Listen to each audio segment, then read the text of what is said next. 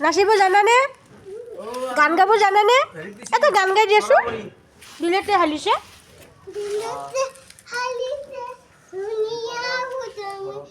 নাচি দিয়া নাচি নাচি গাই দিয়া আহা বিলতে হালিছে ধুনীয়া পদুমি আৰু নো চাহলৈকে থৈ দিয়া মাইনাৰ লগত দিয়া গানটো গাই দিয়া আৰু নাচি দিয়া হেল্ল' এভৰিৱান যোৱাকালি মই অকণমানি ৰীল এটা দিছিলোঁ আৰু কৈছিলোঁ যে সম্পূৰ্ণ ঘৰুৱাভাৱে কৰা এটা ভ্লগ লৈ আহিম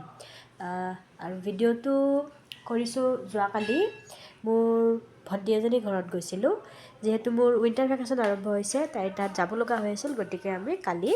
মোৰ বাহঁতৰ লগ লাগি আমি একেলগে তাইৰ ভণ্টিৰ ঘৰত গুচি গ'লোঁ আৰু গৈ আমি অকণমান চাহ পানী খাই উঠি পিছত আমি আকৌ ৰুটি বনোৱাত লাগিলোঁ মানে গৈয়ে আমি খোৱা লোৱা যোগাৰ আৰম্ভ কৰি দিলোঁ ৰুটি বনাই উঠি তাৰপিছত ভাবিলোঁ অকল খালি ৰুটিয়ে কিয় খোৱা যাওক ৰুটিবোৰ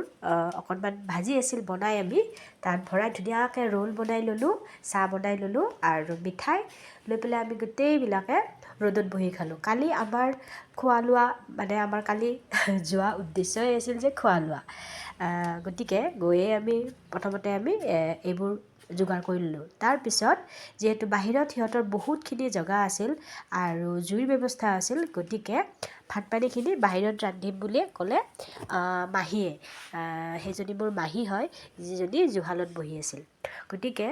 আমি সকলোৱে বহুত ফূৰ্তি কৰিলোঁ আৰু এয়া আমি প্ৰথমতে এয়া ৰ'দত বহি ৰোল আৰু চাহ খাই ল'লোঁ তাৰপিছতে মই মুখত ভৰাই লৈছোঁ এখন তামোল মই তামোল ভাল পাওঁ আৰু য'ত চান্স পাওঁ তাত মই তামোল নোখোৱাকৈ নেৰোঁ আৰু গতিকে এয়া মই ল'লোঁ তামোলখন ভৰাই তাৰপিছতে আমি সিহঁতৰ ওচৰত বৰ ধুনীয়া ঠাই এখন আছিল অকণমান ওলাই গৈ ঘৰৰ পৰা আমি গোটেইবোৰ তাত গ'লোঁ গৈ কি কৰিলোঁ ফটো উঠিলোঁ ৰীল বনালোঁ যিহেতু আমি সেইবোৰ কৰি ভালেই পাওঁ আৰু এইবোৰ মই আচলতে ৰীল বনাবৰ কাৰণে পজ দি আছিলোঁ আৰু তাৰপিছত আহি আমি এনেদৰে খোৱা লোৱাত সকলোৱে লাগি গ'লোঁ আৰু এই ৰন্ধা বঢ়াৰ মাজতে আমি কি কৰিলোঁ